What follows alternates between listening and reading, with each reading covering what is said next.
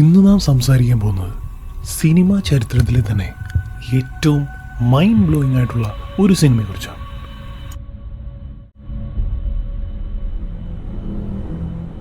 You didn't understand the full movie yet.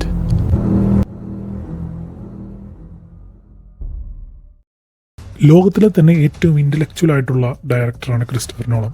അദ്ദേഹത്തിൻ്റെ സംവിധാനത്തിൽ വന്ന ഒരു സിനിമയാണ് ദ പ്രസ്റ്റീജ്. ഒരു മാജിക് ട്രിക്ക് നമ്മൾ കാണുമ്പോൾ നമ്മൾ കാണുന്നത് സത്യമല്ല, പക്ഷെ നമ്മൾ വിശ്വസിക്കുന്നത് സത്യമാണെന്ന് നമ്മൾ കരുതും. ഇന്ന് പറയാൻ പോകുന്ന സിനിമ ഒരു സാധാരണ മാജിക് കഥയല്ല. ഇത് ഒബ്സഷൻ, സാക്രിഫൈസ്, റിവെഞ്ച് ഇവയെക്കുറിച്ചുള്ളൊരു ഡേഞ്ചറസ് ആയിട്ടുള്ളൊരു കഥയാണ്. അപ്പോൾ അവസാനം വരെ കണ്ടാൽ മാത്രമേ നിങ്ങൾക്ക് ഈ സിനിമയുടെ യഥാർത്ഥ ട്വിസ്റ്റ് മനസ്സിലാവുകയുള്ളൂ. കഥ തുടങ്ങുന്നത് 19-ാം നൂറ്റാണ്ടിലെ ലണ്ടനിലാണ്. രണ്ട് യുവ മജീഷ്യന്മാർ റോബർട്ട് ആൻജിയർ, ആൽഫ്രഡ് ബോർഡനും ഒരു മാജിക് ഷോയിലാണ് ജോലി ചെയ്യുന്നത്. അപ്പോൾ ബോർഡൻ്റെ റോൾ ചെയ്തു വെച്ചിരിക്കുന്നത് സാക്ഷാൽ ക്രിസ്ത്യൻ ബെയിലാണെങ്കിൽ ആൻജിയറായി ഇവിടെ അഭിനയിച്ചിരിക്കുന്നത് സാക്ഷാൽ ഹ്യൂ ജാക്ക്മാനാണ്. രണ്ടുപേരുടെയും കാര്യം പറയേണ്ട ആവശ്യമില്ലല്ലോ, രണ്ടുപേരും അമേസിങ് ആക്ടേഴ്സാണ്. ബോർഡൻ്റെയും ആൻജിയറിൻ്റെ ഒപ്പം ആൻജിയറിൻ്റെ വൈഫ് ജൂലിയ ഇവരുടെ മാജിക് ട്രൂപ്പിൽ ഭാഗമായിരുന്നു. അപ്പോൾ ഇവർ 3 പേരും കൂടി ചേർന്നിട്ടാണ് the dangerous, the great water tank act പല സ്റ്റേജിലും സക്സസ്ഫുള്ളായി അവതരിപ്പിച്ചിരുന്നു. അപ്പോൾ ആൻജിയർ കാലിൽ കെട്ടുമ്പോൾ ബോർഡൻ ജൂലിയയുടെ കയ്യിൽ കയറ് കെട്ടുന്നു. തുടർന്ന് ജൂലിയയെ ഒരു പുള്ളിയിൽ ഉയർത്തി ഒരു വലിയ വാട്ടർ ടാങ്കിലേക്ക് നിക്ഷേപിക്കുന്ന ഒരു പ്രോസസ്സാണ്. അതിനുശേഷം ജൂലിയ ആരുടെയും സഹായമില്ലാതെ ഒരു നിശ്ചിത സമയത്തിനുള്ളിൽ ഈ വാട്ടർ ടാങ്കിൻ്റെ പുറത്തേക്ക് വരുമ്പോൾ ഈ ട്രിക്ക് സക്സസ്ഫുള്ളായി ഫിനിഷാവുന്നു. എന്നാൽ ഒരു പ്രാവശ്യം ജൂലിയയുടെ കയ്യിൽ ബോർഡൻ ഒരു സ്പെഷ്യൽ നോട്ട് ടൈ ചെയ്യുകയാണ്. അപ്പോൾ ജൂലിയ അത് സമ്മതിക്കുകയും ചെയ്യുന്നു. എന്നാൽ വെള്ളത്തിലിട്ടതിന് ശേഷം കൃത്യസമയത്ത് ജൂലിയയ്ക്ക് പുറത്തു വരാനായിട്ട് സാധിക്കുന്നില്ല. തുടർന്ന് ചില്ല് പൊട്ടിച്ച് ജൂലിയെ പുറത്ത് കൊണ്ടുവന്നപ്പോഴേക്കും ജൂലിയയുടെ ജീവൻ നിർഭാഗ്യവശാൽ നഷ്ടപ്പെട്ടിട്ടുണ്ടായി. ആൻജിയർ വിശ്വസിക്കുന്നത് ബോർഡൻ്റെ ചെറിയൊരു മിസ്റ്റേക്കാണ് ഈ ഒരു അപകടം വരുത്തി വെച്ചതെന്നാണ്. അപ്പോൾ ബേസിക്കലി ആൻജിയറിന് ബോർഡനോട് ദേഷ്യമാവുന്നു. ബോർഡനാണെങ്കിലോ മനസ്സിൽ ഒരു ഭാരമേറിയ കുറ്റബോധം പേറിക്കുട്ടി നടക്കുകയും ചെയ്യും. അപ്പോൾ നേരത്തെ പറഞ്ഞു വെച്ചതുപോലെ അവർ രണ്ടുപേരും അവരവരുടെ രീതിയിൽ സ്വയം വലിയ ആളാവാനായിട്ട് ശ്രമിക്കുകയാണ്. അങ്ങനെ കാലം കടന്നു പോകുന്നു. ഇരുവരും സ്വന്തം മാജിക് ഷോകൾ തുടങ്ങുകയാണ്. അപ്പോൾ ബോർഡൻ വളരെ ടാലൻറ്റഡ് ആയിട്ടുള്ള ഒരു മജീഷ്യനാണ്. അവൻ്റെ ട്രിക്സ് വളരെ സിമ്പിളാണ്, പക്ഷേ ഓഡിയൻസിനെ കൺഫ്യൂസ് ചെയ്യാനായിട്ട് അവന് പറ്റിയിരുന്നു. അങ്ങനെ ബോർഡൻ തൻ്റെ ബുള്ളറ്റ് ക്യാച്ചിങ് ട്രിക്ക് അവതരിപ്പിച്ചുകൊണ്ടിരിക്കുന്ന ഒരു ദിവസം ആൻജിയർ ഇടയിൽ കയറി വന്ന് വോളണ്ടിയറായിട്ട് അവനെ മനഃപൂർവ്വം ഷൂട്ട് ചെയ്യുന്നു. തുടർന്ന് അവൻ്റെ വിരൽ മുറിച്ചു കളയേണ്ട ഒരു അവസ്ഥയും ഉണ്ടാകുന്നു.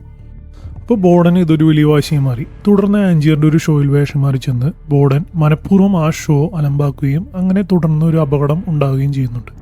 പക്ഷെ ബോർഡൻ്റെ കയ്യിൽ ഒരു ഐറ്റം ഉണ്ടായിരുന്നു, ദ ട്രാൻസ്പോർട്ടഡ് മാൻ. അപ്പോൾ ഈ ഒരു ട്രിക്ക് ബോർഡനെ ആൻജിയറിൽ നിന്ന് വളരെയധികം ഫേമസ് ആക്കി മാറ്റുകയാണ്. അതായത് ഒരൊറ്റ സെക്കൻഡിൽ സ്റ്റേജിൻ്റെ ഒരു ഭാഗത്തു നിന്ന് ഡിസപ്പിയർ ചെയ്ത് മറ്റൊരു ഭാഗത്ത് അപ്പിയർ ചെയ്യും. അപ്പോൾ ആൻജിയർ പലപ്പോഴും ഈ ട്രിക്ക് അവിടെ പോയി കണ്ട് മനസ്സിലാക്കാനായിട്ട് ശ്രമിച്ചിരുന്നെങ്കിലും ആൻജിയറിന് ഒട്ടും ഇത് മനസ്സിലാവുന്നില്ല. അവർ തോന്നുകയാണ് ഇതൊരു ബേസിക്കലി ഇമ്പോസിബിൾ ആയിട്ടുള്ളൊരു ട്രിക്കാണ്. അപ്പോൾ ആൻജിയറിന് ഇതൊരു ഒബ്സഷനായിട്ട് മാറുന്നു. എങ്ങനെയെങ്കിലും ഈ ട്രിക്ക് പഠിക്കണം, ഇതിൻ്റെ പിന്നിലുള്ള ഒരു ടെക്നിക്ക് പഠിക്കണം, ഇത് പെർഫോം ചെയ്യണം എന്നുള്ളൊരു ദൃഢനിശ്ചയം ആൻജിയറിൻ്റെ മനസ്സിൽ വരും.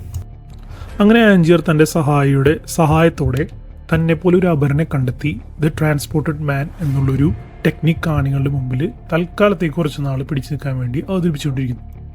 പക്ഷെ ബോർഡൻ ക്ലോസായി ഒബ്സർവ് ചെയ്തതിന് ശേഷം ആ അപരനെ കണ്ടെത്തി അവനെ സൈക്കോളജിക്കലായിട്ട് കൺവിൻസ് ചെയ്തതിന് ശേഷം ആൻജിയറിൻ്റെ ഷോയിലേക്ക് കടന്നു വന്നിട്ട് ആ ഷോ കൈക്കലാക്കുകയും ദ ട്രാൻസ്പോർട്ടഡ് മാൻ തൻ്റേതാണ് റിയൽ എന്ന് കാണികളെ വിശ്വസിപ്പിക്കുകയും ചെയ്യുമ്പോൾ ആൻജിയർക്ക് അത് വളരെ വലിയൊരു തിരിച്ചടിയായി മാറും. അപ്പോൾ ആൻജിയറിന് മറ്റു മാർഗങ്ങൾ എന്തെങ്കിലും അന്വേഷിച്ച് പറ്റുമെന്നുള്ളൊരു വാശി ഉടലെടുക്കുകയാണ്. അപ്പോൾ ആൻജിയർ തൻ്റെ അസിസ്റ്റൻ്റായ ഒലീവിയെ നേരത്തെ ബോർഡൻ്റെ സീക്രട്സ് ചുരണ്ടാനായിട്ട് ബോർഡൻ്റെ അടുത്തേക്ക് പറഞ്ഞു വിടുകയുണ്ടായിരുന്നു. പക്ഷെ ബോർഡൻ ഒലീവിയെ തിരിച്ചറിയുകയും ഒലീവിയ ആൻജിയർ തന്നെ പറഞ്ഞു വിട്ടതാണെന്ന് ബോർഡൻ്റെ അടുത്ത് സമ്മതിക്കുകയും ചെയ്യുന്നുണ്ട്. എങ്കിലും ഒലീവിയ ആൻജിയർക്ക് വേണ്ടി ബോർഡൻ്റെ ഡയറി അടിച്ചു മാറ്റിയിട്ട് ആൻജിയറെ ഏൽപ്പിക്കുന്ന ഒരു രംഗം നമ്മൾ പിന്നീട് കാണുന്നുണ്ട്.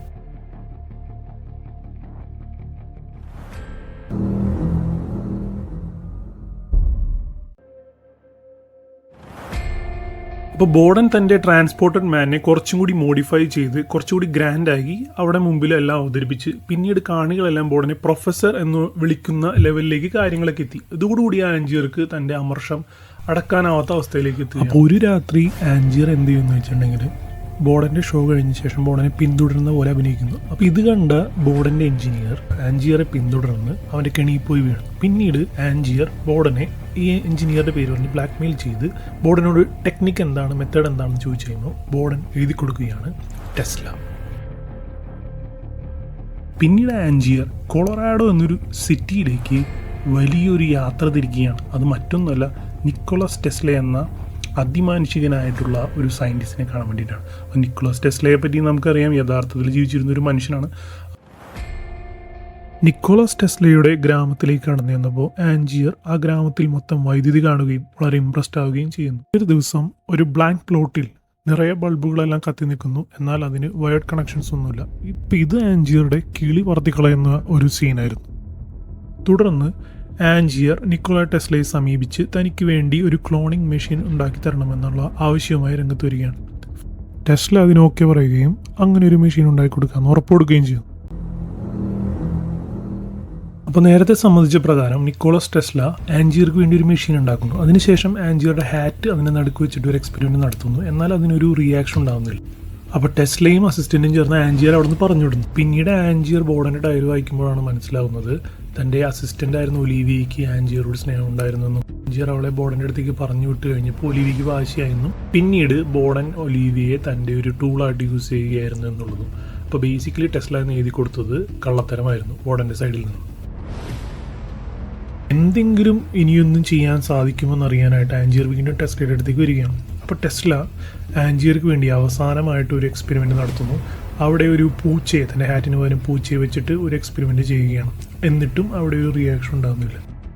തൻ്റെ മുമ്പിലുള്ള എല്ലാ വഴിയും അടഞ്ഞെന്ന് വിചാരിച്ച ആൻജിയർ തിരിച്ചു പോകുന്ന വഴിക്കാണ് ഞെട്ടിക്കുന്ന കാഴ്ച ആൻജിയർ കാണുന്നത്. അതായത് തൻ്റെ ഹാറ്റ് ഉപയോഗിച്ച് ചെയ്ത എക്സ്പെരിമെൻറ്റ്സിനെല്ലാം ഓരോ എക്സ്പെരിമെൻറ്റ്സിനും ഓരോ ഹാറ്റ് അവിടെ പ്രൊഡ്യൂസ് ചെയ്യപ്പെട്ടിട്ടുണ്ട്. അതായത് ബേസിക്കലി ക്ലോൺ ചെയ്യപ്പെട്ടിട്ടുണ്ടായിരുന്നു. അത് മാത്രമല്ല, ആ എക്സ്പെരിമെൻറ്റ് ചെയ്ത പൂച്ചയ്ക്കും വേറൊരു പൂച്ച ക്ലോണായിട്ട് ഫോം ചെയ്തിട്ടുണ്ടായിരുന്നു. നമ്മുടെ മനസ്സിലേക്ക് ഒരു ചിന്ത പോകും, ടെസ്ല ആരാമോൻ.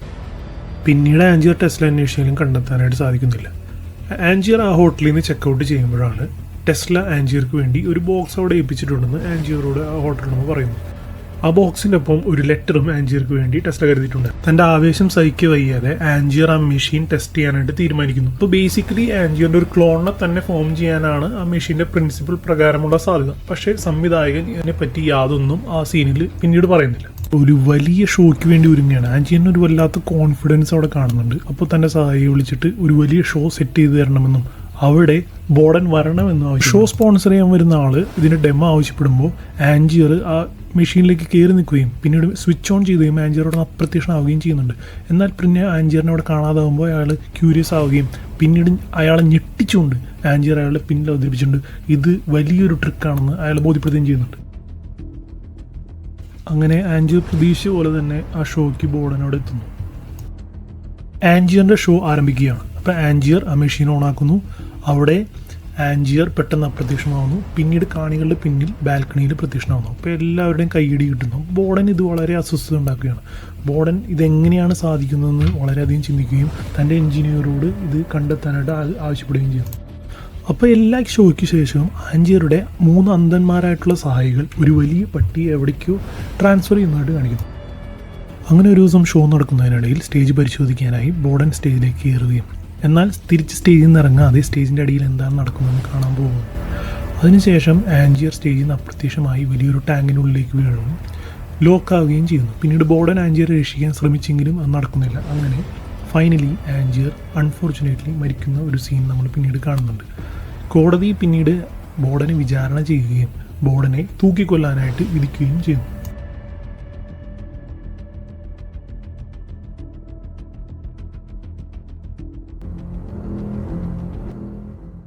അങ്ങനെ വിധിക്കപ്പെട്ട മരണശിക്ഷ അനുഭവിക്കുന്നതിന് മുമ്പുള്ള ജയിൽവാസത്തിനിടെ ബോർഡനെ കാണാനായി ബോർഡൻ്റെ മകളെയും കൂട്ടിക്കൊണ്ട് ലോർഡ് കാർലോ അവിടേക്ക് കടന്നു വരികയാണ്.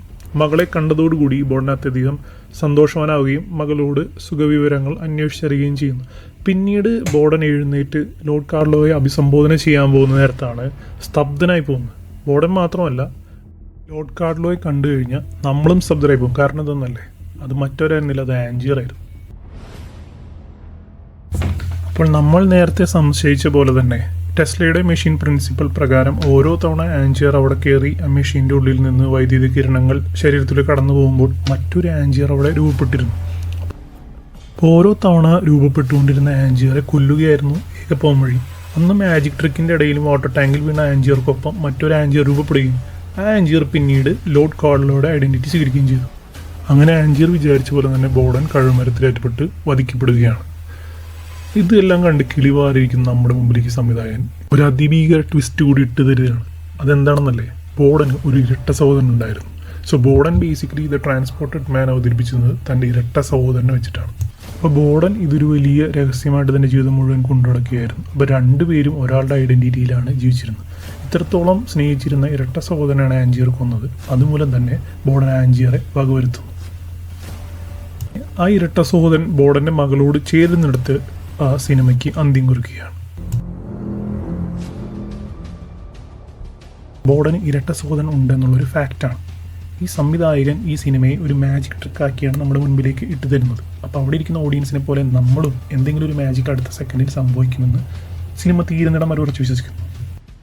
ബോർഡൻ്റെ സീക്രട്ടിനെ പറ്റി സംവിധായകൻ സിനിമയിൽ ഒരു ക്ലൂ തരുന്നുണ്ട്. ഒരു പക്ഷിയെ അപ്രത്യക്ഷമാക്കുന്ന മാജിക് ട്രിക്കിൽ പക്ഷി കൊല്ലപ്പെടുകയും കുട്ടി അത് മനസ്സിലാക്കുകയും പിന്നീട് ബോർഡനോട് ആ പക്ഷിയുടെ സഹോദരൻ എവിടെയാണെന്ന് ചോദിക്കുകയും ചെയ്യുന്നുണ്ട്. ഇത് ബോർഡൻ്റെ മുഖത്തൊരു ഭാവമാറ്റം വരുത്തുന്നു. അത് സംവിധായകൻ തരുന്ന ഒരു ക്ലൂ ആണ്. ഇതിൽ ഉയർന്നു വരുന്ന മറ്റൊരു ചോദ്യമാണ്, ബോർഡൻ ജൂലിയുടെ കയ്യിൽ കെട്ടിയത് കറക്റ്റായിട്ടുള്ള കെട്ടായിരുന്നോ അല്ലയോ എന്ന്. ആൻജിയർ തന്നെ പലതവണയും ഇത് ബോർഡനോട് ചോദിക്കുന്നുണ്ട്. എന്നാൽ ബോർഡൻ പറയുന്നത് തനിക്ക് അറിയില്ല എന്നാണ്. ബോർഡൻ പറഞ്ഞത് കറക്റ്റാണ്. കാരണം അന്നേ ദിവസം ബോർഡൻ്റെ ഇരട്ട സഹോദരനാണ് ഈ മാജിക് ഷോയിൽ ജൂലിയുടെ കയ്യിൽ കെട്ടിയത്. റോങ് ആയിട്ടുള്ള കെട്ടായിരുന്നിരിക്കണം. തന്മൂലം ജൂലിയയ്ക്ക് ആ വാട്ടർ ടാങ്കിൽ നിന്ന് പുറത്തു വരാനാവാതെ ജൂലിയ മരണപ്പെടുകയും ചെയ്യുന്ന ഒരു സംഭവം ഉണ്ടാവുകയാണ്. ഇത് തന്നെയാണ് പിന്നീട് സിനിമയുടെ ഗതി നിർണ്ണയിക്കുന്നത്. അതായത് ആൻജിയർ ബോർഡൻ തമ്മിലുള്ള ഒരു ശത്രുത രൂപപ്പെടുത്തുവാൻ ഇത് നിർണായകമായൊരു പങ്കുവഹിക്കുന്നുണ്ട്. ടെസ്ലയുടെ എക്സ്പെരിമെൻസിൻ്റെ ഭാഗമായി ഫോം ചെയ്ത ഹാറ്റുകളാണ് മറ്റ് നിർണായകമായിട്ടുള്ള ഒരു ഹിഡൻ ഡീറ്റെയിൽ. അപ്പോൾ ഇത് വെറുതെ ഉണ്ടായ ക്ലോണിങ് പ്രോഡക്ട്സ് അല്ല, മറിച്ച് ആൻജിയർ തൻ്റെ നിരവധി വേർഷൻസിനെ കൊന്നൊടുക്കുമ്പോൾ ആ വേർഷൻസിന് ധരിക്കാനാവാത്ത ഹാറ്റുകളെയാണ് ഈ പറമ്പിൽ കിടക്കുന്ന നിരവധിയായിട്ടുള്ള ഹാറ്റുകൾ സൂചിപ്പിക്കുന്നതെന്ന് പല എക്സ്പേർട്സും ഈ സീനിനെ പറ്റി പറയുന്നുണ്ട്. പലരും ശ്രദ്ധിച്ചിട്ടുണ്ടാവാൻ സാധ്യതയുള്ള മറ്റൊരു വിഷയമാണ്, ആൻജിയർ ഒരു ഷോയിൽ ഒരു പ്രാവിനെ പോലും അല്ലെങ്കിൽ പക്ഷിയെ പോലും കൊല്ലാൻ തയ്യാറായിരുന്നില്ല. എന്നാൽ സിനിമയുടെ അവസാനം ആൻജിയർ തൻ്റെ പല വേർഷൻസിനെ കൊല്ലുകയും മനുഷ്യത്വമില്ലാത്ത ഒരു വ്യക്തിയായി മാറുകയും ചെയ്യുന്നു. അതായത് ഒരു ട്രിക്കിന് വേണ്ടി ഏതറ്റം പോകാൻ വരെ ആൻജിയർ തയ്യാറാവുന്നു. ക്യൂരിയസ് ആയിട്ട് ചിന്തിക്കുന്ന എല്ലാവരുടെയും ഉള്ളിലേക്ക് കടന്നു വരാൻ സാധ്യതയുള്ള ഏറ്റവും ഇമ്പോർട്ടൻ്റ് ആയിട്ടുള്ള ഒരു ചോദ്യമാണ്, ടെസ്ലയുടെ മെഷീൻ വെച്ച് ക്ലോൺ ചെയ്യപ്പെടുമ്പോൾ ഏത് ആൻജിയർ ആയിരുന്നു ഒറിജിനൽ എന്ന്. നമുക്ക് സിനിമയിൽ തന്നെ ക്ലൂ കിട്ടുന്നുണ്ട്, രണ്ടുപേരും ഒരേ സ്വഭാവമുള്ളവരാണ്. എന്നാൽ ആദ്യത്തെ വാട്ടർ ടാങ്ക് ട്രിക്ക് ഈ മാജിക്കിന് ഉപയോഗിച്ചപ്പോൾ യഥാർത്ഥ ആൻജിയർ കൊല്ലപ്പെടുകയാണ്. പിന്നീട് ഫോം ചെയ്യപ്പെട്ട് വരുന്ന ഓരോ ആൻജിയറും വിചാരിച്ചിരുന്നത് താനാണ് ഒറിജിനൽ എന്നും മറ്റതെല്ലാം duplicate ആണെന്നുമാണ്.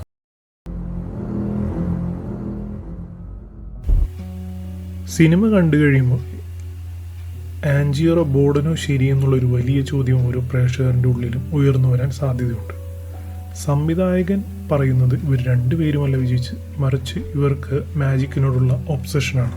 So basically the obsession is the prestige. Therefore, are you watching closely?